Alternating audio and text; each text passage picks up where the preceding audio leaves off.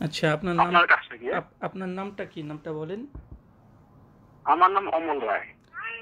অমল রায়, আচ্ছা। হ্যাঁ, মানে আমি হিন্দু। আচ্ছা আচ্ছা। তাই তো মানে আমার কিছু মানে আপনার ভিডিও মানে অনেক দেখি তো, তো সে সম্পর্কে মানে আমার কিছু প্রশ্ন রাখছে আর কি, যে আপনি এই বিষয়ে আরো কিছু গবেষণা মানে কয়েকবার করছেন, তবে মানে আমি স্পষ্ট মানে বুঝতে পারি নাই। আচ্ছা আচ্ছা, দিয়ে সেটা আপনার আপনার কাছে জানতে চাই। আপনার প্রশ্ন জিহাদ কেন্দ্রিক, তাই তো? হ্যাঁ, হ্যাঁ। আচ্ছা, আসলে জিহাদ বলতে আপনি আপনি কি বোঝেন আগে সেটা বলেন, তারপর আমি খুলে বলছি। কি বলবো? মানে জিহাদ বলতে আপনি কতটা জানেন, মানে জিহাদ বলতে আপনি কি বুঝেন নিজে থেকে, একটু সেটা একটু যদি আমাকে বলতেন তাহলে আমি বাকিটা বলতাম একটু বিস্তারিত। জিহাদ বলতে আমরা যেটা নাকি আপনাদের কাছ থেকে মানে আপনাদের কাছ থেকে যেটা নাকি শুনি, হ্যাঁ, যে আমরা তো কোরআন সম্পর্কে জানি না, তাই না? হ্যাঁ, অবশ্যই তা বলেন। কোরআনে, কোরআন সম্পর্কে জানি না, যেহেতু আমরা আমরা অবশ্য হিন্দু হয়েও মানে হিন্দু গ্রন্থ সম্পর্কেও মানে সঠিক আমরা জানি না। কিছু কিছু আলোচনা শুনি একটু কি, তাই না?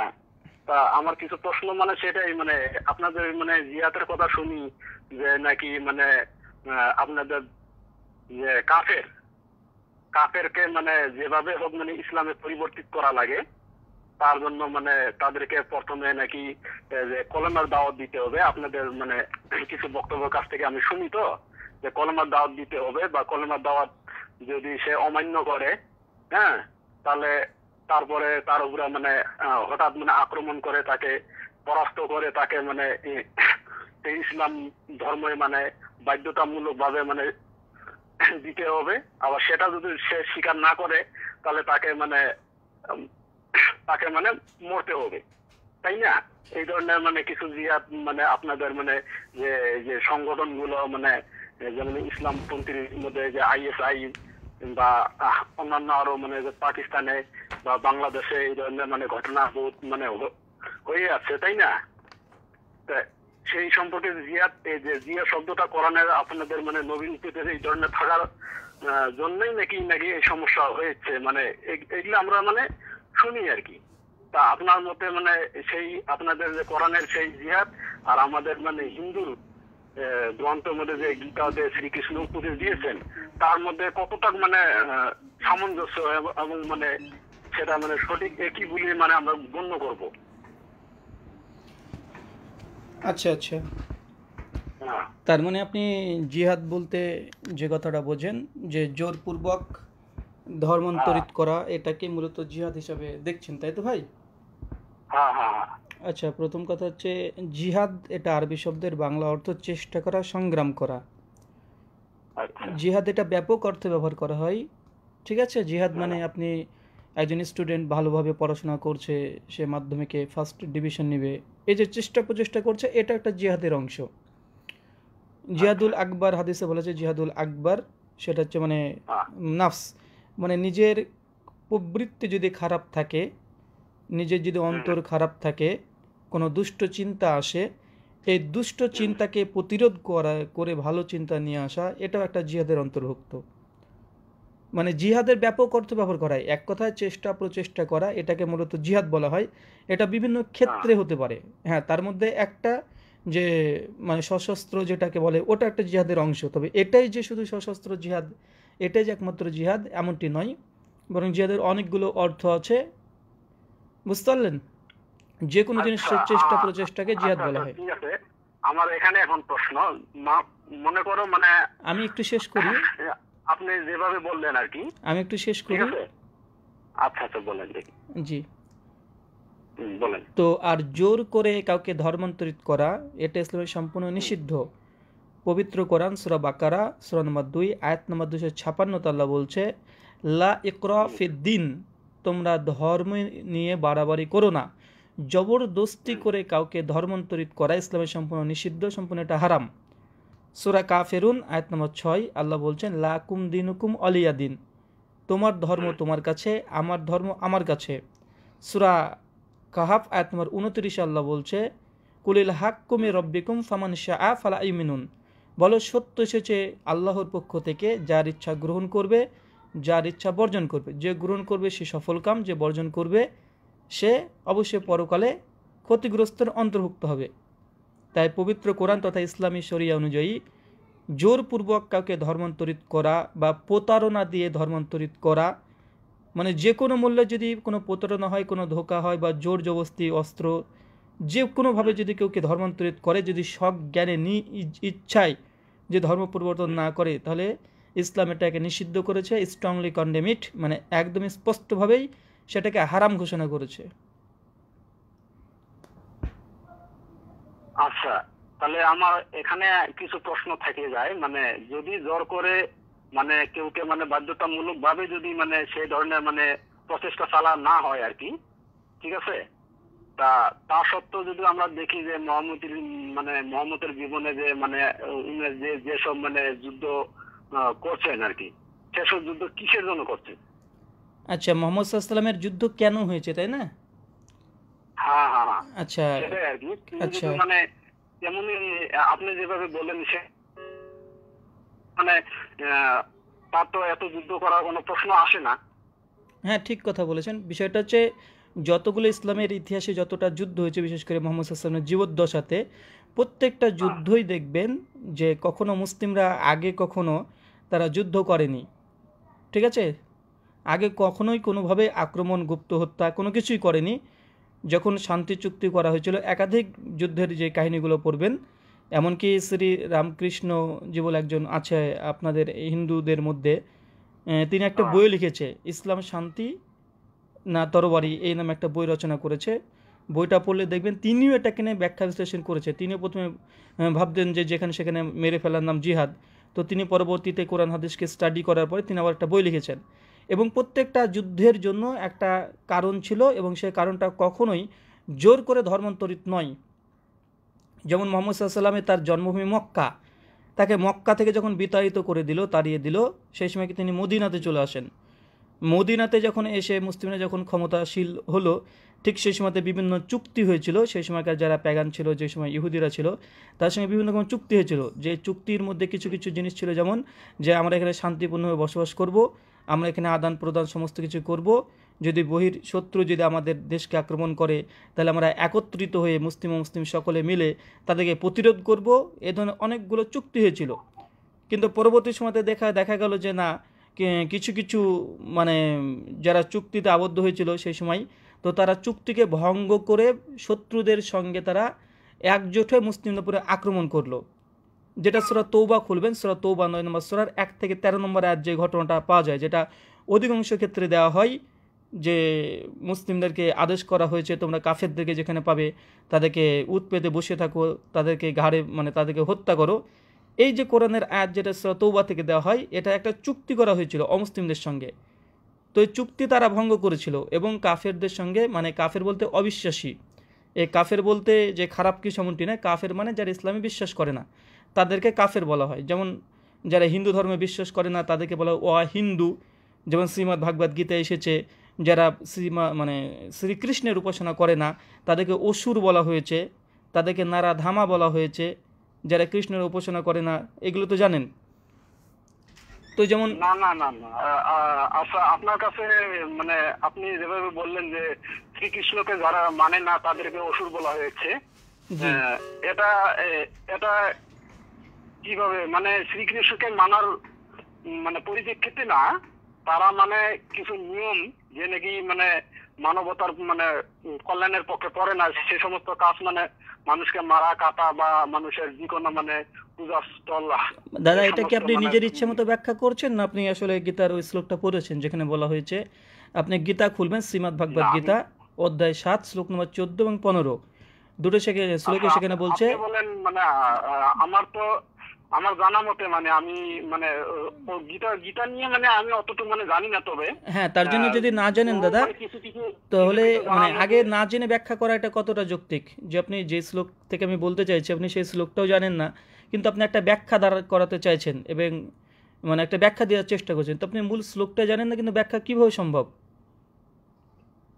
ওখানে শ্রীকৃষ্ণ পরিষ্কারভাবে বলছে যে দেবী হিসা গুনামায়ী মামামা ইয়াদুরা তায়া। পরিষ্কারভাবে এই শ্লোক দেখবেন 14 এবং 15 নম্বর শ্লোক, যেটা শ্রীমদ্ ভগবদ গীতার 7ম অধ্যায়ে আছে, যে যারা শ্রীকৃষ্ণের উপাসনা করে না, যারা শ্রীকৃষ্ণকে ভগবান হিসেবে বিশ্বাস করে না, যার আরাধনা করে না, সেই ব্যক্তিকে বলা হয়েছে নারাধামাহা। নারাধামা হচ্ছে সবচেয়ে নিকৃষ্ট। ঠিক আছে, এখানে তো কিছু মানে এখানে তো এর মধ্যে তো কথাটা রয়ে গেছে, মানে শ্রীকৃষ্ণকে না মানা মানে কি, মানে আপনি কি বুঝেন? তার যে আরাধনা শ্রীকৃষ্ণকে তার না মানা জপ মানে- তপ করে না, তার আরাধনা তার জপ তপ করে না, তাকে ঈশ্বর হিসেবে বিশ্বাস করে না। ঠিক আছে, তাকে বলা হচ্ছে নরধামাহা। আপনাকে মন্ত্রটা পুরোটাই বলে দিই। এখানে হচ্ছে দেবী হিসা গুণামায়ী মামা মায়া দুরাত্তায়া মাম এব প্রাপাদ্যান্তে মামে তাং তুরান্তিতে নমাং দুষ্কৃতনং মূঢ়াহা প্রাপাদ্যান্তে নরাধমাহা মায়া প্রহুত জ্ঞানাহা আসুরাং ভাবে স্মৃতাহা। যারা শ্রীকৃষ্ণকে ঈশ্বর হিসেবে বিশ্বাস করে না বা তার আরাধনা জপ তপ করে না, অ্যাকচুয়ালি শ্রীকৃষ্ণকে ঈশ্বর বিশ্বাস করে না, এদেরকে বলা হচ্ছে মূঢ়াহা। তারা হচ্ছে 1 নম্বর মূর্খ। তারা হচ্ছে প্রাপাদ্যান্তে নারাধামাহা, তারা একদম নিকৃষ্ট, একদম মিট স্বভাবের, আসুরাং ভাবা স্মৃতাহা, এবং এদের মূলত এরা হচ্ছে দুষ্কৃতি টাইপের, যারা অসুর স্বভাবের, মানে অসুর স্বভাব সম্পূর্ণ এবং দুষ্কৃতি টাইপের মানুষ বলা হচ্ছে, যারা শুধু অপরাধ এটা, যারা শ্রীকৃষ্ণকে ঈশ্বর হিসেবে বিশ্বাস করে না। আচ্ছা, আপনার কথাটা যাই হোক, মানে আপনি যেটা এইসব মানে নিয়ে কালচার মানে ঘাটাঘাটি করা আছে, আমি যেটা বলছি আরো আর কি, অনেক জায়গা আছে। ঠিক এটা আছে? এটা এটা হচ্ছে আমি যেটা বলছি যে যেমন পাণ্ডব আর কৌরবের মধ্যে যেটা যুদ্ধ হয়েছে, হ্যাঁ, সেই যুদ্ধের মধ্যে যেমন কৌরব পক্ষরা ওনারা কিন্তু মানে শ্রীকৃষ্ণকে অমান্য করার জন্য তাদেরকে মানে কিন্তু মানে সেই যুদ্ধের মধ্যে মানে হত্যা করা হয়নি, তাই না? না, ওটা তো একটা আলাদা আলাদা, ওটা তো আলাদা বিচার, আলাদা আলাদা টপিক। প্রথম কথা এতটুকু আগে আমি যেটা একমত, বলছি আর কি, মানে যে প্রথম আমি কথা যেটা আগে বলছি, এতটুকু একমত হন, আগে এতটুকু। পাণ্ডবরা কিন্তু মানে কৌরব পক্ষকে মানে যে কৌরব পক্ষ আর পাণ্ডব পক্ষ নিজের মধ্যে যেটা যুদ্ধ হয়েছে, সেখানে কিন্তু শ্রীকৃষ্ণ তাদেরকে এই জন্য মানে মারা হয় নাই যে তারা শ্রীকৃষ্ণকে মানে না বলে তাদের সব পক্ষে মানে যুদ্ধ করতে হবে, সে ধরনের তো না। ওই সেটা বিষয়টা ঘটনা তো ওই মানে- বিষয়টা একটু আগে পরে আসছে, আগে এতটা ক্লিয়ার হয়ে যাক, প্রথম এই পয়েন্টটা ক্লিয়ার হয়ে যাক। হ্যাঁ। মানে আমরা যেমন সেটাই কিন্তু আমরা যেমন বলি যে আমরা মুসলিম এই এবং বিষয়ে- কাফের, শুনেন ভাই আমি একটু বলি, আমরা যেমন বলি আমরা এই বিষয়ে- আচ্ছা, আমি একটু বলেন, বলি, বলেন। আমরা যেমন বলি মুসলিম এবং কাফের। মুসলিম তাদেরকে বলা হয় যারা বিশ্বাস করে, মানে ইসলামে বিশ্বাস করে তারা মুসলিম। কাফের হচ্ছে তারা যারা ইসলামে অবিশ্বাস করে, মানে ইসলামকে বিশ্বাস করে না, তাকে কাফের বলা হয়। এই কাফের শব্দটা যে কোনোভাবেই যে খারাপ শব্দ এমনটি নয়। যারা ইসলাম বিশ্বাস করে না তারা কাফের। যেমনভাবে হিন্দু ধর্মকে বলছে মানে অসুর বলছে, তাদেরকে অসুর স্বভাবের, একাধিক জায়গা থেকে গীতাতে আছে। কখনো তাদেরকে মিড বলা হচ্ছে, কখনো তাদেরকে মূর্খ বলা হচ্ছে, কখনো তাদেরকে আহম্মক বলা হচ্ছে। যারা মানে শ্রীকৃষ্ণকে বিশ্বাস করে না তাদেরকে এই শব্দগুলো বলা হচ্ছে। ঠিক আছে, তো এই কাফের শব্দের অসুর শব্দটা সেভাবে না যে শ্রীকৃষ্ণকে না মানার জন্য তাদেরকে অসুর বলতে হবে। আরে দাদা, এই এটা ধরনের না। আমি কি হ্যাঁ, বলছি, এটা স্পষ্ট মানে- বলছে আসুরাং ভাবা স্মৃতাহা। যারা শ্রীকৃষ্ণকে মানে ঈশ্বর বিশ্বাস করে না, তার আরাধনা করে না, তাদেরকে বলা হচ্ছে আসুরাং ভাবা স্মৃতাহা। তা হচ্ছে অসুর স্বভাবের ব্যক্তি, এবং তাদেরকে বলা হচ্ছে মায়া প্রহুত জ্ঞানাহা, এবং তাদের জ্ঞান বুদ্ধি লোপ পেয়েছে, এরা মূর্খ। ঠিক আছে, তারপর বলছে নারাধামাহা, এবং এরা সবচেয়ে নিকৃষ্ট। এমনকি আপনি যদি মনুষ্য সংহিতা পড়েন 2য় অধ্যায় 13 নম্বর শ্লোক বলা হচ্ছে যে বেদ নিন্দুক নাস্তিক कहती है, মানে যারা বেদের যে পূজা অর্চনার পদ্ধতিতে বিশ্বাস করে না, বেদের ঈশ্বরে বিশ্বাস করে না, তাদেরকে নাস্তিক বলা হচ্ছে। আর এই নাস্তিক মানে না, বেদ নিন্দুক মানে আপনি কি বুঝেন এটাতে, মানে বেদ নিন্দুক বলতে আপনি কি বুঝেন আগে সেটা আগে জানতে হবে। বেদ নিন্দুক আপনি বলতে, কি বুঝেন? দেখুন, বেদ নিন্দুক বলতে স্বামী দয়ানন্দ সরস্বতী, যিনি সত্যার্থ প্রকাশ রচনা করেছেন এবং সপ্তম সমোল্লাসে তিনি লিখেছেন বেদ নিন্দুক কাকে বলে। উনি বেদ নিন্দুক বলতে এখানে বুঝিয়েছে যারা বেদের রীতিতে বিশ্বাস করে না, বেদের যে পদ্ধতি পূজা অর্চনাতে সেটাতে বিশ্বাস করে না, বেদের ঈশ্বরে বিশ্বাস করে না, বেদের জ্ঞানে বিশ্বাস করে না, তাদেরকে বেদ নিন্দুক বলা হয়। হ্যাঁ, সেটাই মানে বেদের জ্ঞান, মানে হ্যাঁ, বেদ হলো শুধু জ্ঞান, বেদের তাই জ্ঞানে না? নয়, বেদের জ্ঞানে নয়, বেদের যে পুজো অর্চনা তে বিশ্বাস করে না, বেদে যে স্রষ্টার ধারণা দেওয়া হয়েছে, মানে বেদের যে ঈশ্বর, সে ঈশ্বরে বিশ্বাস করে না, সে হচ্ছে নাস্তিক। আর নাস্তিক প্রসঙ্গে লিখছে যে মানে বেদ নিন্দুক প্রসঙ্গে লিখছে যে বেদ নিন্দুক কো কাঠ ডাল, ফার ডাল, চির ডাল, জ্বালা দে, ফুক দে, ভস্ম কর দে। বুঝতে পারছেন? এটা তো মনে করো যে বেদ নিন্দুক বলতে মানে বেদে যারা জ্ঞান জ্ঞান থাকা সত্ত্বেও মানে অমানবিক কাজ করে, মানে অজ্ঞানত ধরনের কাজ করে, যেরকম মানুষত্ব হয়ে মানুষের যেটা মানে বিবেকে জ্ঞান থাকা লাগে। এটা তো আপনার ব্যাখ্যা, এটা তো স্বামী দয়ানন্দ সরস্বতীর ব্যাখ্যা নয়। বেদ নিন্দুক বলতে তিনি বুঝিয়েছেন যে বেদের স্রষ্টায় যে বিশ্বাস করে না, ব্রহ্মা হোক বা কৃষ্ণ হোক বা মহেশ্বর হোক, তথা বেদের যে স্রষ্টা সম্পর্কে যে ধারণা দিচ্ছে, এই বেদের স্রষ্টাকে যে বিশ্বাস করবে না এবং বেদ যেভাবে পুজো অর্চনা করার কথা বলছে, ঈশ্বরে আরাধনা করার কথা বলছে, এই পদ্ধতিতে যারা বিশ্বাস করে না তারাই হচ্ছে বেদ নিন্দুক। আর এই বেদ নিন্দুক প্রসঙ্গে পরিষ্কারভাবে বলা হচ্ছে এই কথা। সেটা বেদ নিন্দুক মানে এই ধরনের না যে তাদের মানে বেদের পক্ষে যেসব মানে পূজা অর্চনা হয় সেটা তো মানে যে কোনো একটা মানে জ্ঞানের পক্ষ মধ্যেই তো মানে পরিণত হয় না। সেটা তো মানে মানে অজ্ঞানতা ধরনের বা মানে যে আপনারা যেভাবে বলেন যে মূর্তি পূজা আপনাদের মানে একটা মানে খারাপ প্রথা, সেটা মানে মূর্তিকে আপনারা ভগবান কিভাবে মানেন, যেভাবে মানে আপনারা দাবি করেন আর কি। আগে এতটা ক্লিয়ার হয়ে যাক যে বেদ নিন্দুক কাকে বলা হয়। ঠিক আছে, বেদ নিন্দুক তাকে বলে যে বেদকে কোনোভাবে বিশ্বাস করে না। বেদের জ্ঞানের কথা বলতেও পারেন, বেদের ঈশ্বরের কথা বলতে পারেন, বেদের যেমন আমরা মুসলিমরা ধরুন বেদকে বিশ্বাস করি না। হ্যাঁ, আমরা মুসলিমরা অ্যাকচুয়াল বেদকে বিশ্বাস করি না। বেদের যে ঈশ্বর আছে তাকে আমরা বিশ্বাস করি না।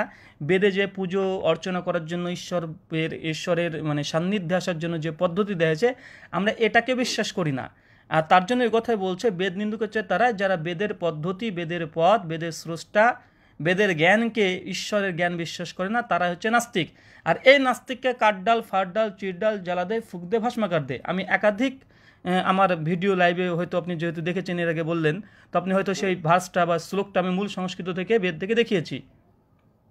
আচ্ছা, বেদ নিন্দুক আবার মানে বেদ নিন্দুক যেটা আর কি, নিন্দুক মানে নিন্দা করা, কথাটা বুঝছেন?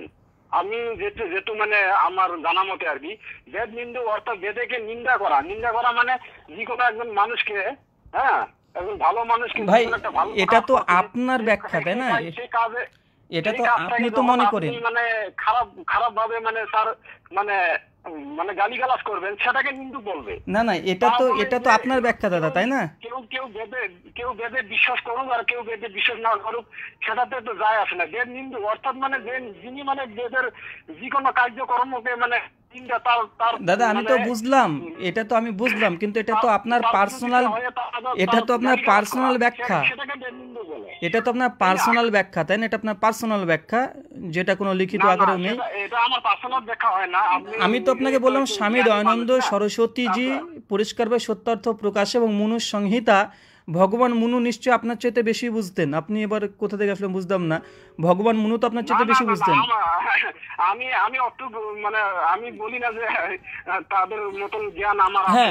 আমি তো যখন ভগবান মনু যখন এই কথা বলে দিচ্ছে, আলোচনার মাধ্যমে যেটুকু মানে আমি মানে জ্ঞানে যেটুকু মানে ধরছে সেটাই আমি ব্যাখ্যা করছি। আপনি নিজে বিচার করে দেখেন, বেদ নিন্দু অর্থাৎ বেদের যে কোনো কার্যকলাপকে মানে গালিগালাজ করা বা তার মানে দাদা এটা তো আপনার ব্যাখ্যা, আমি তো ব্যাপারটা বুঝাতে পারলাম না। সেটাকে নিন্দুক বলে। এটা তো আপনার ব্যাখ্যা, তাই না?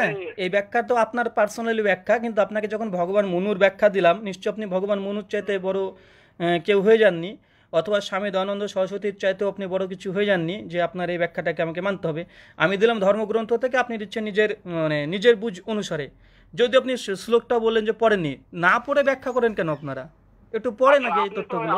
আপনি তো হিন্দু সম্পর্কে তো আপনার জানা আছে, আমি হিন্দু সম্পর্কেও জানি না, আপনাদের ইসলাম সম্পর্কেও জানি না, তাই না? আমি এখন সাধারণ মানে কোনো মতন মানে আপনাদের সেই ভিডিও দেখে যেটুকু মানে জ্ঞানে আমার ধরছে সেটাই মানে আমি ব্যাখ্যা করছি। আমি যেটুকু মানে তা সেই বিষয়ে আমি বলছি কথাটা, যে কৌরব আর পাণ্ডবের পক্ষে যেটা মানে যুদ্ধ হয়েছে, সেই যুদ্ধটা তো যে কৃষ্ণকে না মানার পরিপ্রেক্ষিতে সেই যুদ্ধটা হয়েছে। কৃষ্ণ যে তাদেরকে উপদেশ দিয়েছে যে তাদেরকে মানে দাদা আমি এখন ভিডিওতে লাইভে দেখাচ্ছি, কৃষ্ণ তো মানে আমাকে মানে না, সে অথর্বের কাণ্ড নাম্বার 12 সূক্ত নাম্বার 5 মন্ত্র নম্বর পরিষ্কারভাবে 62তে বলছে বেদ নিন্দুক কাকে বলছে। দেখেন বেদ নিন্দুক কাকে বলছে, যে যারা বেদ নিন্দুক কো কাঠ ডাল, ফাট ডাল, চির ডাল জ্বালা দে, ফুক দে, ভস্ম কর দে। পরের শ্লোক গত বলছে তার খাল উখাড়লে, মানে এখানে বেদ বিরোধী কার্যক্রম হোক, বেদকে অমান্য করুক, বেদের পুজো অর্চনাকে অমান্য করুক, সমস্ত ক্ষেত্রে বলা হচ্ছে অথর্ববেদে যে বেদ বিরোধী যে কোনো জ্ঞান যদি হয়, শুধু বেদকে যে খারাপ বললো এমনটি নয়, আবার তারপর ধরে নিলাম আপনার কথা যে বেদকে কেউ খারাপ বললো, এটাকে বেদ নিন্দুক বলা হয়। তো ভাই বেদকে যে শুধু খারাপ বললো এর জন্য তাকে কাটতে হবে, ফাড়তে হবে, চিড়ে ফেলতে হবে, হত্যা করতে হবে, এটা কি সঠিক মনে করছেন? না না, যেমন আমি আমি কোনটা বলছি, যেমন মানে বেদ নিন্দু মানে জ্ঞানের পরিপ্রেক্ষিতে, যেমন কৌরব আর পাণ্ডবের মধ্যে যেটা যুদ্ধ হয়েছে, হ্যাঁ, সেটা তারা না না, কৌরব পাণ্ডবদের যুদ্ধের কথাটা আমরা পরে আসছি। রাজ্য সম্পত্তি যেটা মানে পাইতে হয়, সেটা না দেওয়ার জন্যই তো সেই যুদ্ধটা হয়েছে, তাই না? না না, আমরা কৌরব পাণ্ডবদের যুদ্ধের কাহিনীর বিষয়টা, তার তত্ত্ব আমরা পরে আসছি। মানে বেদ মানে জ্ঞান, জ্ঞান তো আর মানে পরিসীমা মানে যেটুকু আছে সেটি মানে জ্ঞানের তো মানে পরিসীমা শেষ নাই। দেখেন সত্যার্থ প্রকাশ, এখানে সত্যার্থ প্রকাশ স্বামী দয়ানন্দ সরস্বতীর সত্যার্থ প্রকাশ, যেটা আমার কাছেও আছে, সেটা একাদশ সমুল্লাস, সত্যার্থ প্রকাশের একাদশ সমুল্লাস। এখানে বেদ নিন্দুক বলতে মুনুর কথা ব্যাখ্যা করছে, ভগবান মুনু এখানে রেফারেন্সটা টেনেছে। এখানে বলছে মুনু বলেতেছেন যে ব্যক্তি বেদের নিন্দা অর্থাৎ কি, অপমান করা, বেদ ত্যাগ করা, বেদ বিরুদ্ধ আচরণ করে তাহাকে নাস্তিক বলে। এখানে আরো না না, আপনি এখানে আপনি বেদ নিন্দুক বলতে দেখেন, আপনার ব্যাখ্যাটা দেখেন আর এখানকার ব্যাখ্যাটা দেখেন। আপনি একটু শোনেন ভাই, একটু শোনেন কি লিখছে দেখেন, কটা লিখেছে। একটা বেদ নিন্দুক কাকে বলে, বলছে যে ব্যক্তি বেদের নিন্দা অর্থাৎ অপমান করে, যে বেদের অপমান করে। 2, যে বেদ ত্যাগ করে, মানে বেদকে ত্যাগ করে, যেমন আমরা মুসলিম বেদকে ত্যাগ করেছি, ঠিক আছে। বেদের বিরুদ্ধে আচরণ করে, বেদ যে আচরণ করার নির্দেশ দিয়েছে, বেদের বিরুদ্ধে আচরণ করে। ভাই আমরা বেদের বিরুদ্ধে আমরা অনেক আচরণই করি, বেদের যা মানে অধিকাংশ আমরা মুসলিমরা, খ্রিস্টানরা, ইহুদিরা, পৃথিবীর অনেক মানুষ বেদের বিরুদ্ধে, মানে বেদ যেইভাবে জপ তপ করতে বলেছে, বেদের যে ঈশ্বরের কথা বলেছে, কেউ বিশ্বাস করে না, বলছে তাহাকে নাস্তিক বলে, ঠিক আছে। আর নাস্তিকের ব্যাখ্যা করতে গিয়ে স্বামী দয়ানন্দ সরস্বতী নিজে আবার বলেছেন, তিনি অথর্ববেদ কাণ্ড নম্বর 12 শুক নম্বর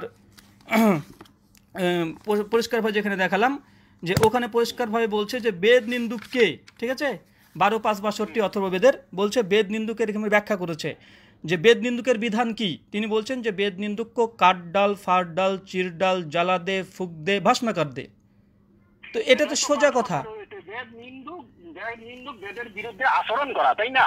আপনি যখন বেদের বিরুদ্ধে আচরণ করবেন, কোন একটা ক্ষতি করবেন, হ্যাঁ, তখন তো আপনাকে আচরণ বলতে আপনি কি বুঝছেন সেটা ঘটতে পারে ভাই? এখানে বুঝতে পারছেন, বেদকে ত্যাগ করা, বেদকে সম্পূর্ণ ত্যাগ আমরা মুসলিমরা করেছি কি করিনি? বেদের বিরুদ্ধে আমরা আচরণ করি কি করি না? না, আচরণ তো মানুষের মধ্যে হয়, বেদের বিরুদ্ধে আচরণ হয়। তার মধ্যে একটা কথা আছে যে আপনারা মানে বেদকে না মানেন না বলে যে আপনারা বেদকে মানেন না, সেটা কিন্তু হয় না। আপনারা বেদকে মানেন না মানে বেদ তো সেটা সেই জিনিস নয় যে হিন্দুর গ্রন্থে যে বেদ সেটাই বেদ। বেদ হচ্ছে একটা জ্ঞান, যে জ্ঞানের পরিসীমায় মানে যে কোনো কার্যকলাপ যদি মানে অন্যায় বা ক্ষতি কেউ মানে করে, সেটাকে বেদের বিপক্ষে মানে। দাদা আপনি তো এখনো কথাটা স্বামী দয়ানন্দ সরস্বতীর ব্যাখ্যাটা, ভগবান মুনুর ব্যাখ্যাটা, আপনি ভগবান মুনু এবং স্বামী দয়ানন্দ সরস্বতীর যে ব্যাখ্যা করেছে তারপরে আপনি আরেকটা ব্যাখ্যা দিতে চাইছেন। দেখেন বেদ নিন্দুক বলতে তিনি ব্যাখ্যা করে দিয়েছেন, আবার ওই ব্যাখ্যাটাকে আপনি আবার নতুন করে একটা ব্যাখ্যা লাগাচ্ছেন, যেটা কোনো প্রমাণ কিছু নেই, এটা আপনার মনের ইচ্ছে মতো আপনি ব্যাখ্যা করছেন। এই যে মনের ইচ্ছা মতো ব্যাখ্যা করছেন, এটা একটা বেদ বিরোধী। আপনি চিন্তা করেন যে বেদ মানে কি, বেদ মানে কি, আপনি এটা মানে এই জিনিসে কি বুঝছেন যে বেদ মানে? ভাই বেদ মানে জ্ঞান হলো, সমস্যা কোথায়? বেদ জ্ঞান। আচ্ছা আচ্ছা, জ্ঞান কি শুধুমাত্র সেই বেদের মধ্যে যে মানে মানে বর্ণিত আছে সেটাই মানতে হবে, নাকি জ্ঞান মানে সেটাই মানে বদ্ধতামূলক কি মানে জ্ঞানে মানে আপনি বলছেন বেদের বাইরেও অনেক জ্ঞান আছে, সেগুলো বেদ, তাই তো? আচ্ছা, তো তাহলে তো খুব ভালো কথা। বেদের মানে এটা আপনার কাছ থেকে একটা নতুন তথ্য, নতুন একটা আমি বেদ পেলাম, যে যেখানে আমি জ্ঞান পাবো সেটাই বেদ, তাই তো? তার মানে কোরআন হাদিস এগুলো আপনাদের নিকটে বেদ। তো কোরআন হাদিস কেন মানেন না আপনারা? বেদের বাইরে তো এইগুলো জ্ঞান, বাইবেলে অনেক জ্ঞান আছে, তো বাইবেলটাকে কেন মানছেন না? বাইবেলও মানেন। শোনেন এই ব্যাখ্যাগুলো, শোনেন এই ব্যাখ্যাগুলো হচ্ছে, দাদা এই ব্যাখ্যাগুলো হচ্ছে আবেগ প্রসূত ব্যাখ্যা, আপনি যে ব্যাখ্যা দিতে চাইছেন এগুলো হচ্ছে আবেগ প্রসূত ব্যাখ্যা, এগুলো ধর্মীয় শাস্ত্রের আলোকে, সম্মান করেছেন। ধর্মীয় শাস্ত্রের আলোকে এগুলো কোনো ব্যাখ্যাই না। আপনি যে ব্যাখ্যা দিচ্ছেন যে বেদ বলতে, ভাই বেদ বলতে 4টে বেদে যে জ্ঞান আছে সেটাই বেদ। আপনি নতুন কোনো বুদ্ধি বের করলে সেটাকে আর বেদ বলা যাবে না, ঠিক আছে ভাই? এগুলো মানে আবেগপ্রসূত ব্যাখ্যা করে লাভ নেই। শাস্ত্র যেভাবে বলেছে সেইভাবেই। নতুন কোন না, সেটা আমাদের বুঝতে হবে যে বেদ মানে জ্ঞান। তো যখন জ্ঞান হয়ে গেল, বেদ মানে জ্ঞান, তো তার মধ্যে যে আমরা জ্ঞানে যেটা মানে সঠিক যদি মানবতার পক্ষে যে কার্যকলাপ করে সেটাকে তো বেদের পক্ষে পড়বে না, সেটা তো আরো দাদা আপনি তো একটা ব্যাখ্যা নিয়েছেন, দাদা আপনি একখানা ব্যাখ্যা নিয়েছেন, আর ওখানে স্বামী দয়ানন্দ সরস্বতী 3টে ব্যাখ্যা করেছে, ঠিক আছে? একটা ধর্মীয়, একটা আধ্যাত্মিক, ঠিক আছে, একটা সামাজিক। বেদ 3 ভাগে জ্ঞান দিয়েছে, একটা হচ্ছে ধর্মীয়, একটা সামাজিক, একটা আধ্যাত্মিক। তো বেদের বিরুদ্ধে ধর্মীয় যদি কোনো কিছু যদি বিরুদ্ধে কেউ যায় সেটাওকে বেদ নিন্দুক তথা বেদ নিন্দুক বলা হবে। যদি আধ্যাত্মিকতায় মানে আধ্যাত্মিকতার বিষয়ে বেদ যে তত্ত্ব দিয়েছে সেটাও যদি কেউ বিরুদ্ধে চলে যায় সেটাকে বেদ নিন্দুক বলা হবে। কেউ যদি সামাজিকভাবে বেদ যে শিক্ষা দিয়েছে সেটার বিরুদ্ধে চলে যায় সেটাকে বেদ নিন্দুক বলা হবে। আপনি শুধুমাত্র সামাজিকতা নিয়ে বলছেন, আধ্যাত্মিকতার কথা বেদ মানে এখানে বেদ কি শুধুমাত্র সামাজিক শিক্ষা দিচ্ছেন? আধ্যাত্মিক শিক্ষা আছে বেদে। আধ্যাত্মিক শুনেন, এখানে বেদ বিরুদ্ধ আচরণ বলতে কি বুঝছেন? বেদ বিরুদ্ধ আচরণ বলতে কি এখানে আধ্যাত্মিকতা আসবে না? আধ্যাত্মিকতা আসবে কি আসবে না বলেন? হ্যাঁ, কিন্তু বেদের যে আধ্যাত্মিকতা দিয়েছে আমরা মানি না, পরিষ্কারভাবে আমরা মুসলিমরা মানি না, খ্রিস্টানরা মানে না, ইহুদিরা মানে না, আরও অনেকে আছে যারা মানে না। তো বেদের বিরুদ্ধে আচরণ যে করবে তাকে নাস্তিক বলা হচ্ছে। তো ভাই বেদের বিরুদ্ধে আমরা আধ্যাত্মিকতার দিক থেকে বেদের কোনো কিছু আমরা নিইনি, এবং আমরা বলি যে বেদের যে আধ্যাত্মিকতা দিয়েছে এটা মানে স্পষ্ট বলতে আমরা মনে করি না এটা ভুল। এটা আমাদের রাইটস আছে যে আমরা এটাকে ভুল মনে করি, বা বেদের ঈশ্বর প্রসঙ্গে যে ধারণা দিয়েছে আমরা মনে করি না আসলে এটা ঈশ্বরের সঠিক ধারণা নয়, এটা ভুল ধারণা। তো আমরা বেদের বিরুদ্ধে আচরণ করলাম কি করলাম না? ধরুন বেদ থেকে অনেকে বলছে যে গরু মাংস খাওয়া নিষিদ্ধ, আমরা বলছি যে না এই কথাটা সঠিক নয়, এটা অনুচিত কথা।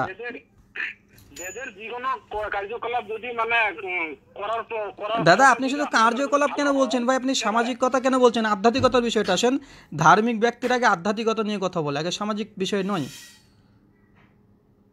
সামাজিক বিষয়ে সমস্ত ধর্মই একমত যে ভালো কথা বলতে হবে, ভালো খেতে হবে, ভালো পড়তে হবে, অপরকে সহযোগিতা করতে হবে, দান করতে হবে, মানুষের উপকার করতে হবে। সামাজিকতা সব জায়গাতে আছে। ধর্মের মূল বিষয় হচ্ছে আধ্যাত্মিকতা।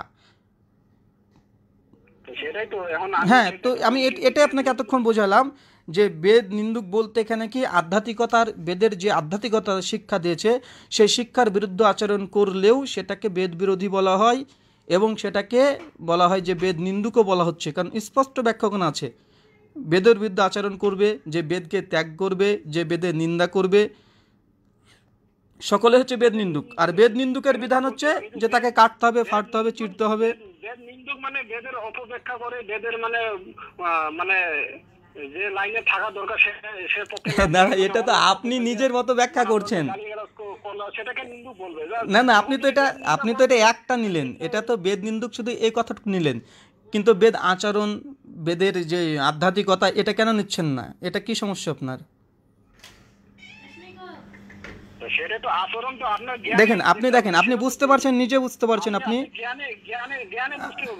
না, আপনি নিজে বুঝতে পারছেন, কিন্তু আপনি এখানে একটা লোকানোর চেষ্টা করছেন। দাদা আমি একটা প্রথম কথা বলি, দেখুন আপনার ব্যাখ্যার সঙ্গে তো আমার ব্যাখ্যা নেওয়ার দরকার নেই, বা আপনি যেটা বুঝেছেন এটাও গ্রহণযোগ্য কোনো ব্যাখ্যা বলে আমি মনে করছি না, কেউ মনেও করবে না।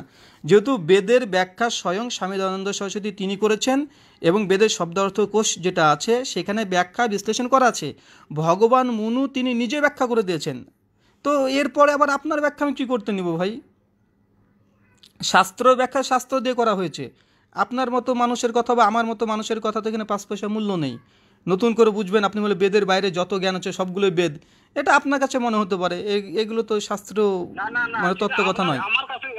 আমার কাছে না, এটা আপনারা নিশ্চয়ই মানে গবেষণা করলে আপনারা মানে দাদা গবেষণা আপনার চাইতে পণ্ডিত মুনি ঋষি যারা ভগবান মনু আছে তিনি অনেক বেশি গবেষণা করেই তিনি মনুসংহিতা লিখেছেন। হ্যাঁ, অনেক বেশি গবেষণা করে লিখেছে। এখন আপনি যদি ভগবান মনুর চাইতে বড় যদি জ্ঞানী হন তো আপনি একটা বই লিখেন, আমরা সেই বইটা পড়ি, আপনার ব্যাখ্যাটা দেখি, বিশ্লেষণ করি, তারপরে কথা হবে। মানে ব্যাখ্যা হয়েছে সেটা কি অমানবিক না মানবিক? সেটা আপনি বলবেন, যারা বেদ নিন্দুক তাকে কেটে ফেলতে হবে, হত্যা করতে হবে।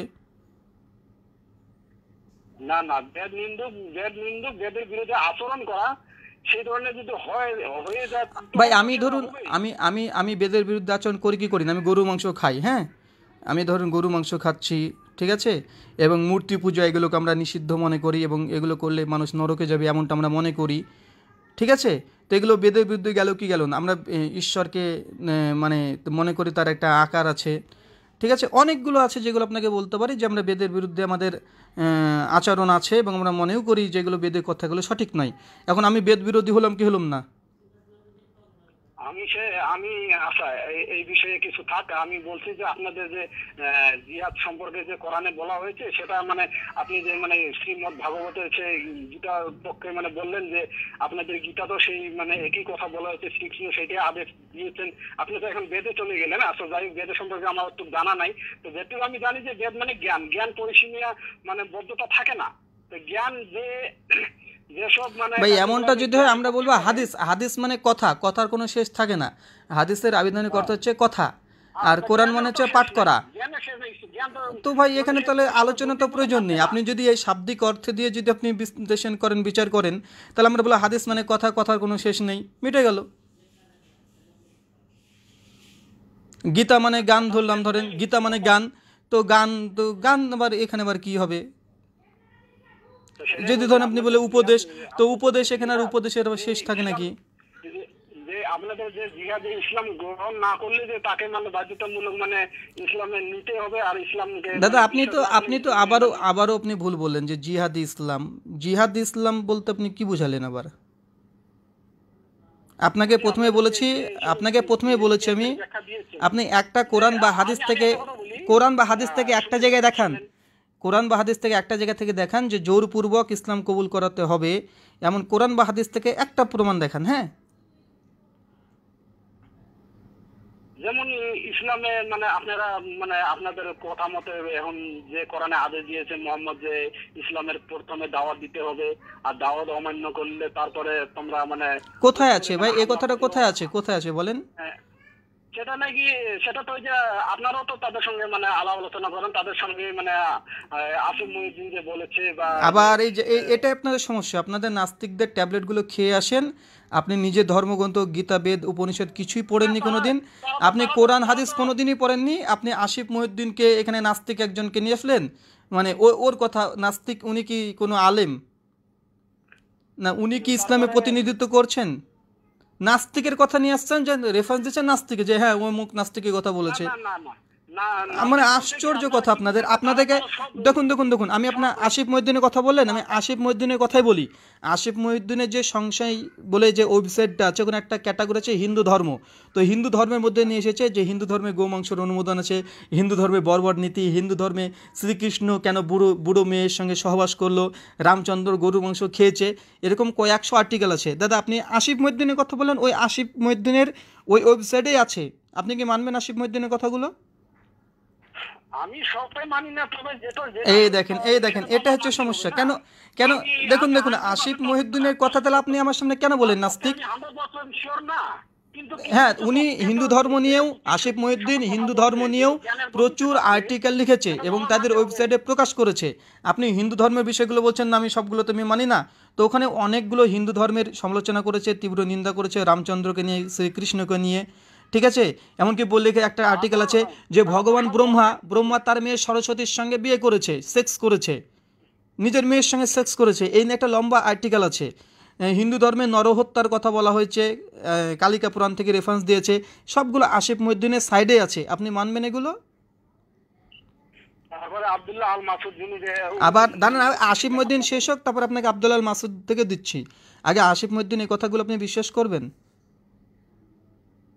না না সবটাই দেখুন এটা দাদা আমি যার জন্য বলছি, আমি তার জন্য বলছি আগে নিরপেক্ষ হন, হাদিস খুলে খুলে দেখিয়ে দিয়েছে আপনাদের কাছে। আরে ভাই আপনার আসিফ মহিউদ্দিন তার ওয়েবসাইটে কালিকা পুরাণ উপনিষদ বেদ থেকে খুলে স্ক্রিনশট দিয়ে আর্টিকেল লিখেছে। বেদ থেকে খুলে খুলে স্ক্রিনশট দিয়েছে, প্রথমে সংস্কৃত দিয়েছে, তারপরে ইংলিশ দিয়েছে, হিন্দি দিয়েছে, বাংলা দিয়েছে, এইভাবে আর্টিকেল লিখেছে এবং ওখানে মার্ক করে দিয়েছে যে ব্রহ্মা তার মেয়ে সরস্বতীর সঙ্গে বিয়ে করেছে এবং তার সঙ্গে ধর্ষণ করেছে। আপনি মানবেন শিবের লিঙ্গ নিয়ে অনেক আর্গুমেন্ট করেছে এবং স্ক্রিনশট দিয়েছে, একদম খুলে খুলে দেখেছে হিন্দু ধর্মগ্রন্থ থেকে। আপনি মানবেন? আচ্ছা দাদা, আপনি তো জানেন যে ভারতবর্ষ তো মানে অনেক বছর থেকে মানে মানে পরাধীন ছিল, স্বাধীনে ছিল না, তাই না? জানেন কি জানেন না? হ্যাঁ বলেন, কি সমস্যা বলেন না। আপনি আবার এই আসিফ মহিউদ্দিন থেকে আবার ওখানে চলে গেলেন কেন? তো যাই হোক, আপনি যে যেসব কথা বলছেন মানে মানে ব্রহ্মা বিষ্ণু বা না আমি বলছি না দাদা, এখানে দেখেন আমার পুরো চাপাবেন না দাদা, এটা আসিফ মহিউদ্দিন, আপনি যাকে রেফারেন্স ব্যবহার করেছেন সে আসিফ মহিউদ্দিন করেছে এগুলো। না না, আপনাকেও বলছি বা আসিফ মহিউদ্দিনকেও বলছি। তা আপনি আমার সঙ্গে আলোচনা করছেন, আপনি একজন নাস্তিকের কথা কেন নিয়ে আসলেন এখানে? একজন নাস্তিকের কথা দিয়ে আপনি কেন খণ্ডন করতে চাইছেন? আপনি যদি কোনো মুসলিম আলেম ওলেমার কথা দিতেন বা কোরআন হাদিসের কথা বলতেন তাহলে ঠিক ছিল। আপনি বলছেন নাস্তিকে ওই আবদুল্লাহ মাসুদ এই কথা বলেছে, নাস্তিকে আসিফ মহিউদ্দিন এই কথা বলেছে, তো ওরা তো বলবে, ওরা নাস্তিকরা তো আলোচনা করতে পারে, সমালোচনা করতে পারে। আপনি নাস্তিক? না, এটা তো তারাও শুধু বলে না, আপনাদের যে মুন্সি মোল্লারা যে যে ওয়াজ মাহফিলে যে সব মানে বক্তব্য দেন, তাদের কাছেও কিছু কিছু সেই ধরনের মানে কথা শোনা যায়। আরে দাদা আমি যদি আপনাকে বলি ভারতবর্ষের অনেক জায়গাতে অনেক রাজনীতিবিদ যারা হিন্দু ধর্ম নিয়ে বড়াই করছে তারা অনেক ধরনের এরকম মানে কথা বলে, আপনাকে আমি পেপারে কাগজ খুলে খুলে দেখাতে পারবো যে মুসলিম নারীদেরকে কবর থেকে তুলে এনে ধর্ষণ করো, এরকম কথা বলেছে। ঠিক আছে, আগের একজন মুসলিমকে যদি মানে মুসলিমকে যদি হিন্দু করতে পারো 1.5 লক্ষ টাকা দিব, আপনি মানবেন এই কথাগুলো? আপনার সঙ্গে আলোচনা হচ্ছে, আপনি কোরআন হাদিস থেকে দলিল দিয়ে আমাকে খণ্ডন করবেন।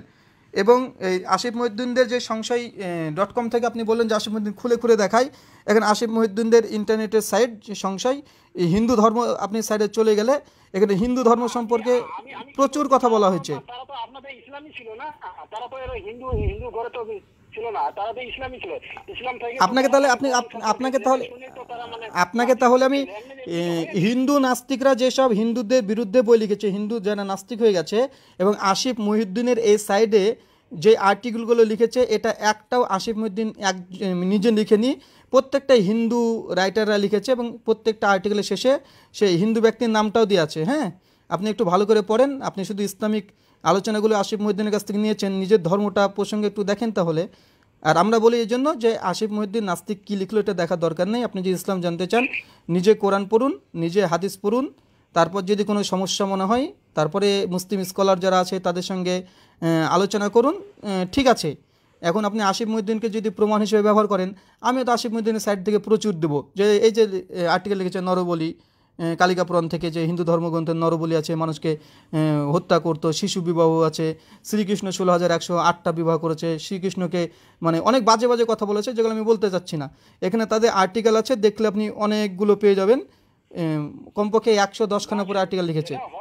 হিন্দু পশুগুলি হয় তাই বলে হিন্দু মানে পশুগুলি যে মানে সঠিকগুলি মেনে নিয়েছে সেটা তো না। আরে দাদা এটা এটা এটা তো আসিফ মহিউদ্দিনকে বলবেন, এটা তো আসিফ মহিউদ্দিনকে বলবেন, উনি হিন্দু ধর্মের সমালোচনাগুলো করেছে, প্রচুর আর্টিকেল লিখেছে। হিন্দু ধর্মের গরু মাংস খাওয়া বৈধতা, রামায়ণ মহাভারতে জাতিভেদ প্রথা, ঠিক আছে, আমরা কি মনুসংহিতাকে নিয়ে অপপ্রচার করছি, তারপর হচ্ছে ইস্কনদের বিরুদ্ধে তিনি আর্টিকেল লিখেছেন, গোপিনীদের সাথে কৃষ্ণের রসলীলা, ঠিক আছে, গোপিনীদের সাথে কৃষ্ণের রসলীলা 18+, এখানে বলছে যে 18+ স্যার কে যেন না পড়ে, কৃষ্ণ কেন বৃদ্ধ কুজার সাথে সহবাস করলেন, ঠিক আছে, এখানে ব্রহ্মা তার মেয়ের সঙ্গে কেন সেক্স করলেন, শূদ্র মানে ওই যে অনেকগুলো নিয়ে এসছে, এখানে একটা আর্টিকেল নেই, অনেকগুলোই আছে। এখন আপনি এগুলো যদি মানতে চান, অনেক গ্রন্থ আছে, অনেক জনে অনেক। তারপরে একটা এখানে দেখেন অতুল সুর, আপনাদের হিন্দুদের মধ্যে অতুল সুর বলে একজন লেখক আছে হিন্দুদের মধ্যে, তিনি লিখেছেন দেবালোকের যৌন জীবন, মানে দেবলোকে যদি যায় তার যৌন জীবন, একটা বই লিখেছে যেখানে বিভিন্ন ইন্দ্র দেবতা, ব্রহ্মা তারা যে মানে অশ্লীল কাজ করবে দেবালোকে যে করেছে, এগুলো তিনি সব শর্ট দিয়ে তিনি এনেছেন। তারপর লিখেছেন শিব ঠাকুরের কামুকতা, ঠিক আছে, অজিত কেশম্বী, ইনি একজন হিন্দু, অনেক নিস, আপনি মানবেন ভাই এগুলো?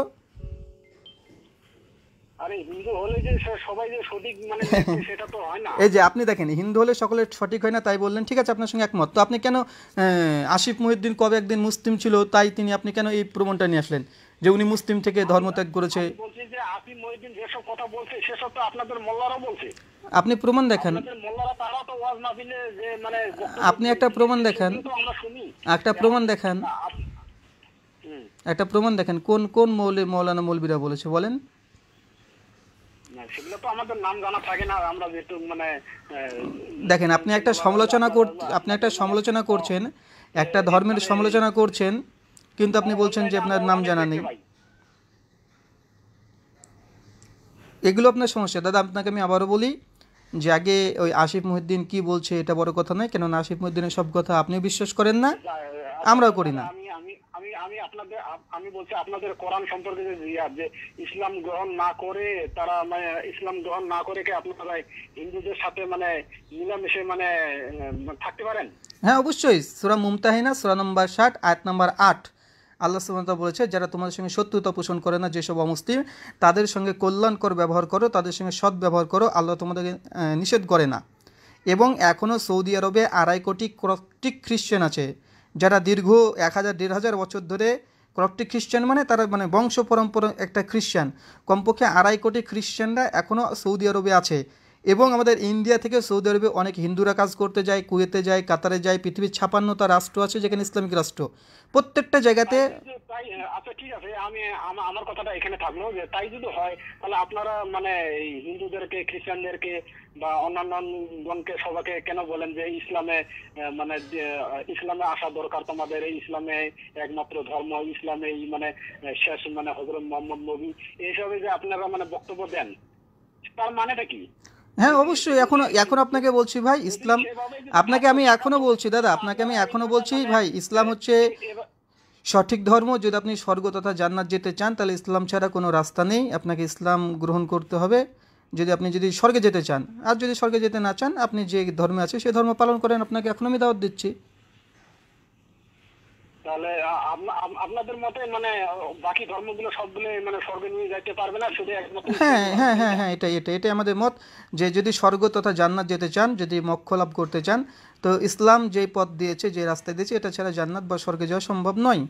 এ কথা শুধু আমি বলবো কেন, আপনাদের শ্রীকৃষ্ণ তিনিও বলেছেন সর্বধর্মাম পরিত্যাজ্য মাম একম শরণং ব্রজ, সমস্ত ধর্ম মত পথ ত্যাগ করে দিয়ে মাম একম, শুধুমাত্র আমি শ্রীকৃষ্ণকে শরণং ব্রজ আরাধনা করো, তবেই তুমি মুক্তি লাভ করতে পারবে। শ্রীমদ্ ভগবদ গীতা 18 অধ্যায় 66 নম্বর শ্লোক। তো ভাই এটা যদি মুসলিমরা বলে তাতে যদি দোষ হয়, তো শ্রীকৃষ্ণ তো একই কথা বলছে। শ্রীকৃষ্ণ যদি একই কথা বলছে তাহলে হিন্দুরা কেন যেতে পারবে না? শ্রীকৃষ্ণ পদে যারা মানে আপনাকে তো নিষেধ করিনি, আপনাকে এই জন্য এই কথাটা বললাম, যেহেতু আপনি বলছেন আমরা মুসলিমরা কেন অমুসলিমদেরকে, হিন্দুদেরকে, খ্রিস্টানদেরকে বলি যে তোমরা ইসলামে আসো, তো একই কথা তো শ্রীকৃষ্ণ বলছে যে সমস্ত ধর্ম ত্যাগ করে আমার উপাসনা না করলে তোমরা কেউ মোক্ষ লাভ করতে পারবে না, স্বর্গে যাবে না, সবাই নরকে যাবে, পুনর্জন্মের চক্রে ফেসে যাবে। তো এই কথা তো শ্রীকৃষ্ণ বলেছে, তো আমরা বললে যদি দোষ হয় তো শ্রীকৃষ্ণ বললে কেন দোষ হবে না? আমার আর্গুমেন্ট ছিল এটা। আমি তো সেটা বলছি যে শ্রীকৃষ্ণ যদি বলেছে তাহলে সেটা তো হিন্দু গ্রন্থে লেখা আছে, তাই না? হ্যাঁ লেখা আছে। আপনারা যে বলছেন যে হিন্দুরা ইসলাম ছাড়া স্বর্গে যেতে পারবেই না, না এটা তো শ্রীকৃষ্ণ বলছে আমাদেরকে। দাদা আপনি কি কথা বুঝতে পারছেন আমার? না দাদা শুনেন, একটু শুনেন, যে শ্রীকৃষ্ণ যে বলেছে তাহলে সে কথাটা কি তাহলে আপনাদের কোরআন মতে মানে শ্রীকৃষ্ণ ভুল বলেছে? দাদা আপনাকে এখন যদি আমি বলি যে ইসলাম ছাড়া কোনো মানুষ স্বর্গে যেতে পারবে না, জান্নাত যেতে পারবে না, শ্রীকৃষ্ণ বলছে যে তার উপাসনা ছাড়া স্বর্গে বা জান্নাতে যেতে পারবে না, তার মানে কি আমাদের কোরআন ভুল বলেছে? এবার আপনি উত্তর দেন। তার মানে আমরা বলছি যে কোরআন ইসলাম ছাড়া মানুষ স্বর্গে যেতে পারবে না, শ্রীকৃষ্ণ বলছে যে তার উপাসনা ছাড়া স্বর্গে যেতে পারবে না, তাহলে আগে আপনি এটা উত্তর দেন যে তাহলে কি কোরআন ভুল বলেছে? যদি কোরআনও সঠিক বলেছে আমি মেনে নিলাম যে কিছুক্ষণের জন্য যে আপনাদের কোরআনও সঠিক, অনেক ক্ষেত্রে না, অনেক ক্ষেত্রে না, আমিও বলতে পারি যে শ্রীমদ্ ভাগবত গীতার শ্রীকৃষ্ণ অনেক কথাই সঠিক কথা বলেছে, আমি বললাম অনেক কথাই সঠিক বলেছে শ্রীকৃষ্ণ, তাতে কি হলো? আপনি যেমন উত্তর দিলেন আমি তেমন উত্তর দিলাম। বিষয়টা দাদা কি জানেন, নিজের অবস্থানটাতে দাঁড়িয়ে গিয়ে কথা বলতে হয়। আপনি যখন কোনো কথা, আমরা কি, এটা তো শ্রীকৃষ্ণ বলছে। শ্রীকৃষ্ণ বলছে তো সেটা তো হিন্দু গ্রন্থে রয়েছে, তাহলে হিন্দুরা কেন শ্রীকৃষ্ণকে মানলে সেটা তারা স্বর্গে যেতে তো পারবে না?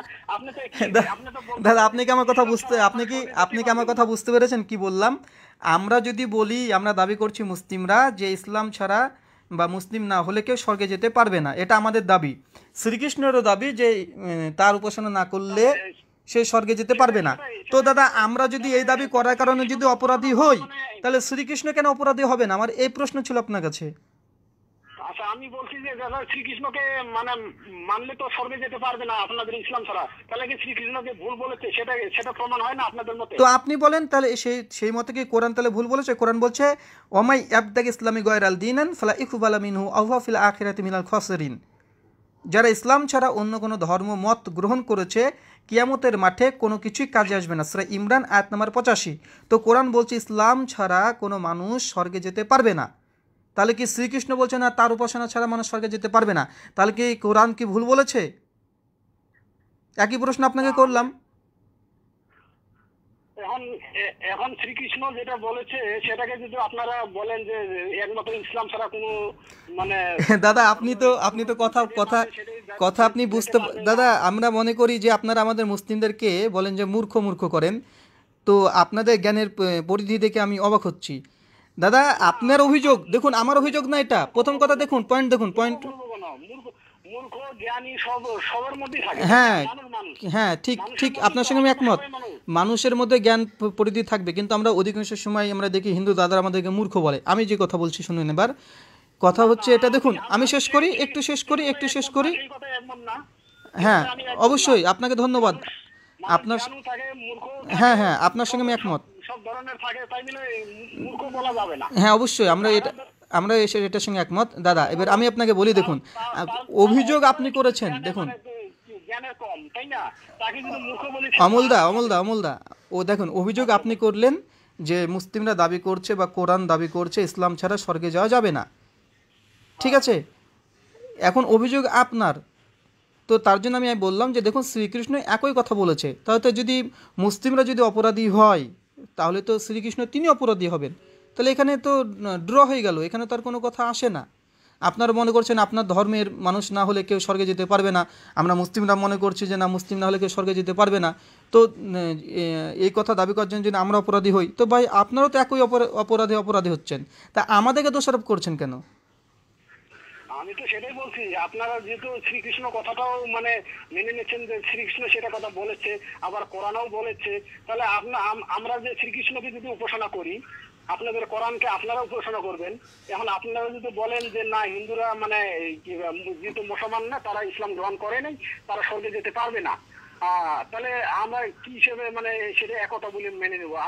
আপনারা যেভাবে বলেন যে কোরআনে দাদা বলেছে আপনি শ্রীকৃষ্ণ আপনি এখনো বলেছে, আপনারা কথাটাই কোরআনকে ধরতে পারলেন মানেন, না দাদা, আমি দুঃখিত, আমরা আপনাকে আমি আমরা বোঝাতে পারছি না। গীতাকে মানি, দাদা আমি গীতাকে আমি মানি, দুঃখিত, তারপরে আপনাকে আপনারা আমি এইভাবে বোঝাতে বলেন পারছি কেন? না। হ্যাঁ আমি দুঃখিত, আপনাকে এই বিষয়টা আমি বোঝাতে পারলাম না। আপনি আবার ঘুরে ফিরে ওই মানে তালগাছটা আমার এমন দিকে চলে যাচ্ছেন।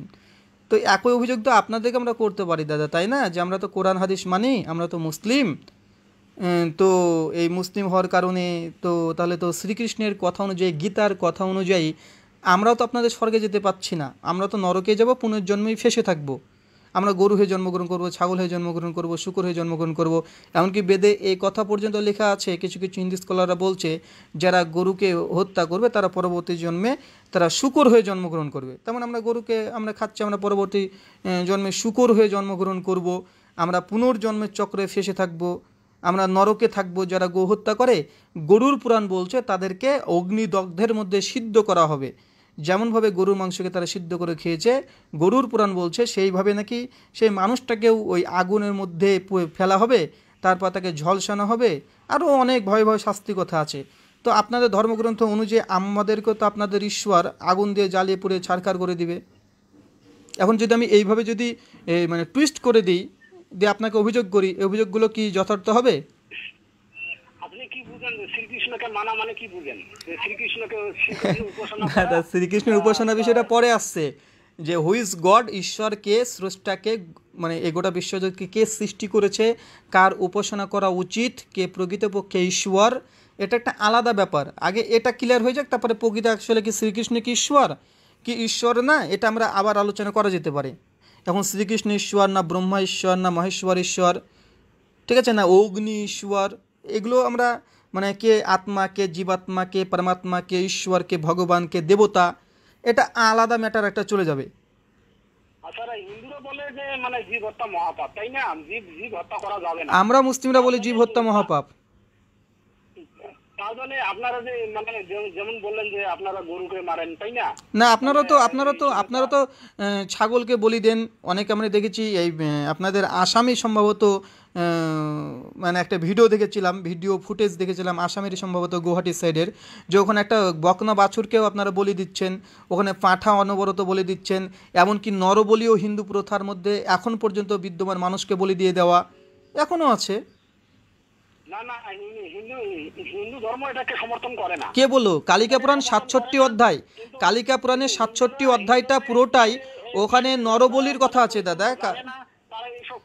দাদা কালিকা পুরাণে মানে সঠিক বলে মানে গণ্য করা হয়েছে, সেটা উপদেশ দিয়েছে বলে এভাবে কোনো প্রমাণ নাই। মানুষ করে অজ্ঞান বশতে করতে আছে, সেটা কিন্তু হিন্দু গ্রন্থে বলে নাই যে মানে পশু বলে সঠিক। দাদা আপনি কি জানেন? দাদা দেখুন, আপনি আসলে মানে ধর্মীয় শাস্ত্র পড়েনি। মনুষ্য সংহিতা 5ম অধ্যায় 31 থেকে 37 নম্বর শ্লোকগুলো পড়েন। ওখানে বলা হয়েছে যে বলি দেওয়ার উদ্দেশ্যে কোনো প্রাণী যদি হত্যা করা হয় সেটা পাপের কাজ নয়, বরং সেটাতে নেকি আছে। বলি দেওয়ার উদ্দেশ্যে, ঈশ্বরের সন্তুষ্টির উদ্দেশ্যে কেউ যদি কোনো হত্যা করে, কোনো পশুকে হত্যা করে, সেটা পাপের কাজ নয়, সেটাতে মানে নেকি আছে বা সোয়াব আছে বা পূর্ণ আছে। কালিকা পুরাণ যেটা মানে নবভারত পাবলিকেশন থেকে ছাপিয়েছে কলকাতা, এখানে 2টো অধ্যায় আছে বলিদানের উপরে, ঠিক আছে, একটা 55 অধ্যায়, একটা 67 অধ্যায়। যারা বলিদানের সমর্থন করে তাদের পক্ষে সেসব মানে গ্রন্থ সঠিক হতে পারে, কিন্তু সেটা মানে বেদের পক্ষে বা শ্রীমদ ভাগবতের পক্ষে কিন্তু সেটা সঠিক না, তাই না? দাদা আপনি দেখেন আবার আরেকটা জায়গায় চলে গেলেন। মানে তার মানে আপনি বলছেন কালিকা পুরাণ যিনি ব্যাসদেব তিনি ভুল লিখেছেন? না, আমি সেটা বলি না যে ভুল লিখেছেন না সঠিক লিখেছেন।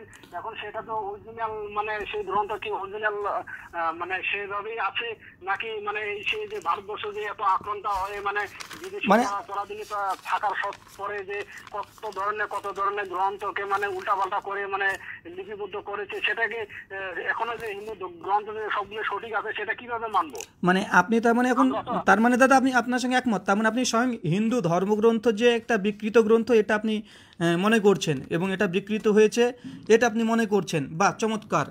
মানে দাদা তাহলে আমি বলতে পারি যে ধর্মটা বিকৃত সে ধর্ম হিন্দু ধর্ম বলি প্রথাকে সমর্থন করে না, কোনোদিনও করে না। সেটা আপনি আমার কাছে বলেন না, আরো অন্যান্য মানে দাদা আমি কি করব দাদা, আপনাদের হিন্দু ধর্মগ্রন্থ বলছে বলিদান প্রসঙ্গে কমপক্ষে কালিকা পুরাণে 300-র উপরে শ্লোক আছে। হ্যাঁ, বলিদান প্রথার উপরে একটা 55 অধ্যায় কালিকা পুরাণ আর একটা 67 অধ্যায়, ঠিক আছে, প্রচুর আছে। এখানে নরবলি পর্যন্ত কথা আছে, 67 অধ্যায় চলে যাবেন, নরবলি পর্যন্ত কথা আছে। এখন আপনি যদি বলেন যে হিন্দু ধর্মগ্রন্থ সেই সময় বিকৃত ঘটে গেছে, তাহলে তো ভাই আমি এই জন্য বলি যে ধর্মগ্রন্থটা বিকৃত হয়েছে সে ধর্মগ্রন্থকে মানারও দরকার নেই, সে ধর্ম পালন করার দরকার নেই। কোরআন হচ্ছে পৃথিবীর অবিকৃত কিতাব। হিন্দু ধর্মে যে সতীদাহ প্রথা ছিল সেটাও তো আপনি জানেন, তাই না? হ্যাঁ আছে তো, ছিল, এখন তো নাই সেটা। ভাই চিন্তা করে দেখেন, বেদে সতীদাহ প্রথার বিধান দিল আর অমনি সরাসরি মানে মানুষ এসে বিদ্যাসাগর এসে বা রাজা রামমোহন রায় এসে ঈশ্বরের বিধানকে পাল্টিয়ে ফেললো। চিন্তা করেছেন, ঈশ্বরের বিধান একটা মানুষ পাল্টে ফেলছে। আপনাদের হিন্দু দাদারা বলে যে ভুল করেছে আল্লাহ আর শুদ্ধ দিয়েছে মুল্লাই, কারণ আমরা হচ্ছে লিঙ্গ ছেদন করি। তো এই কথা তো আমরা আপনাদেরকে বলতে পারি যে ভুল করেছে ভগবান আর শুদ্ধ দিল রাজা রামমোহন রায়। আপনি কি বুঝেন যে বেদ মানে আপনি কি বুঝেন ভাই? আমি আগে সেই জন্য বলেছি আপনাকে যে বেদ বলতে আপনি কি বুঝেন। বেদ বলতে সীমাবদ্ধের মধ্যে না, এক সময় যে জিনিসটা মানে মানুষের করেছে সেটা মানে আরেক সময় সেটা ভুল প্রমাণ হয়ে যায়। যখন ভুল প্রমাণ হয়ে যায় সেটাকে পরিত্যাগ করাই হলো মানুষের ধর্ম। দাদা আপনি দেখেন, আপনি নিজে না ধর্মগ্রন্থ নিয়ে দাদা শুনুন আপনি এখন দাদা আপনার সঙ্গে আমি কিভাবে আলোচনা করতে পারি দাদা? বলছি যে বেদ বলতে আপনি কি বুঝেন দাদা? আমি আপনাকে তার জন্য বলছি যে দাদা ঠিক আছে অনেক কথা হলো আপনার সঙ্গে, আপনার সঙ্গে কথা বলে ভালো লাগলো, ঠিক আছে, আপনার সঙ্গে কথা বলে ভালো লাগলো। বেদ অর্থাৎ জ্ঞান, পৃথিবীর যেখানে জ্ঞান পাওয়া যাবে সেটাই বেদ, মানে কোরআন হাদিস আমরা মানছি এটা একটা জ্ঞান। ইনশাল্লাহ তাহলে আপনার কথা অনুযায়ী আমরা স্বর্গে নিঃসন্দেহে যাচ্ছি। 2 নম্বর, আপনি যে কথাটা বললেন একটু আগেই, যে কালিকা পুরাণ বা যে পুরাণে এই মানে কথাগুলো লেখা আছে সেগুলো আসলে কতটা সঠিক, এটা একটা আপনি চিন্তার মধ্যে আছেন, মানে আপনি ধর্মগ্রন্থকেও বিকৃত বলতে চাইছেন, হিন্দু ধর্মগ্রন্থ। তাহলে ঠিক আছে, আপনার এই কথাটাকে মেনে নিলাম। আপনার মতে হিন্দুরা তাহলে মানে মানে স্বর্গে যেতে পারবে না, তাই না? দাদা কৃষ্ণর ইসলাম মতে, গ্রহণ না করলে তো যেতে পারবে না। দাদা কৃষ্ণর মতে যে মুসলিমরা স্বর্গে যেতে পারবে না, কেন আমরা কৃষ্ণের উপাসনা করি না। কৃষ্ণ কৃষ্ণ বলতে কি বুঝেন আপনি? যে কৃষ্ণ বলতে যে শুধু কৃষ্ণ, যে কৃষ্ণ জন্ম মানুষ ধারণ রূপে যে জন্মগ্রহণ করে আসছেন তাকে মানা, না কৃষ্ণ স্বয়ং মানে সে সৃষ্টিকর্তা তাকে মানা? আপনি ভাই কোনটা বুঝছেন? ভাই আমি মন্ত্রটা শ্লোকটা পড়ে শুনিয়ে দিয়েছি কি বলেছি এবং শ্রীকৃষ্ণ কি দাবি করেছেন। তিনি বলছেন যে সর্বধর্মাম পরিত্যাজা মাম একম শরণং ব্রজা, সমস্ত ধর্ম কর্ম পরিত্যাগ করে দিয়ে মাম একাম, শুধুমাত্র আমি শ্রীকৃষ্ণকে শরণাং ব্রজা, আমার কাছে তুমি চলে আসো, আমার আরাধনা করো, আমার জপ তপ করো। মানে শ্রীকৃষ্ণকে যদি স্রষ্টা, দ্য ক্রিয়েটর, মানে ঈশ্বর সেটাই তো, হিসেবে যদি সেটাই তো। বিশ্বাস না করি, শ্রীকৃষ্ণ মানে সে শ্রীকৃষ্ণ না, সেই শ্রীকৃষ্ণ মানে শ্রীকৃষ্ণ আরে মানে দাদা যে আপনি কি, যিনি আপনি দেখুন সৃষ্টিকর্তা, এখন আপনার যিনি সঙ্গে যেই কথা বলতে আমার স্রষ্টা, সে বিরক্ত বিশ্ব চলে আসছে দাদা। ব্রহ্মাণ্ড মানে সৃষ্টি দাদা করেছেন, আপনার সঙ্গে তার কথা কথা বলতে পারে আমি বলেছে। বিরক্ত ফিল করছি, হ্যাঁ। একটু বিরক্ত হ্যাঁ? চলে আসছে আপনার সঙ্গে এতক্ষণ কথা বলতে গিয়ে, একটু বিরক্ত আমার আসছে সত্য কথা বলতে। দেখুন আপনি না না দাদা, দাদা আমি একটু শেষ একটু করি, কথা বলছি। আমি শেষ করি, আমি বলছি, লেট মি ফিনিশড, আমি আমি আমি আমি কমপ্লিট একটু করি। আর দুইটা লাইন বলছি। আমি বলছি যে মানে শ্রীকৃষ্ণ যে সমস্ত ধর্ম পরিত্যাগ করে আমাকে মানে স্মরণ করো, তাই না? যে সমস্ত ধর্ম পরিত্যাগ মানে আপনি কি বুঝছেন? যে সমস্ত মানে ধর্ম মানে কি বুঝছেন আপনি? যে ধর্ম মানে যেমন মানে অর্জুন মানে যুদ্ধ করতে চায় না, ইচ্ছা মানে তার যে মানে সেই নিজের সব নিজের ফ্যামিলির মানুষ, মানে বংশের মানুষ, তাদেরকে মানে বধ করা যাবে না, মারা যাবে না, সে নিয়ে যে মানে তার মানে মানে ধনুষ উঠে না।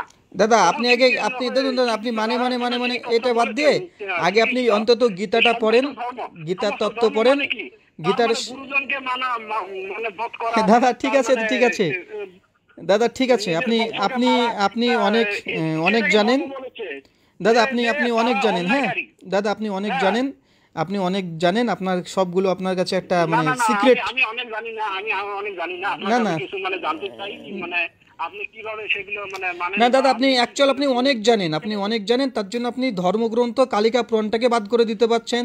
বেদ বলতে শুধু জ্ঞানের মধ্যে সীমাবদ্ধ রাখছেন, মানে যত পৃথিবীতে জ্ঞান আছে সব বেদ, মানে এই আজিব আজিব ব্যাখ্যা আপনি এমন তত্ত্ব দিচ্ছেন যে ভগবান মনুয় জীবনে বলেনি।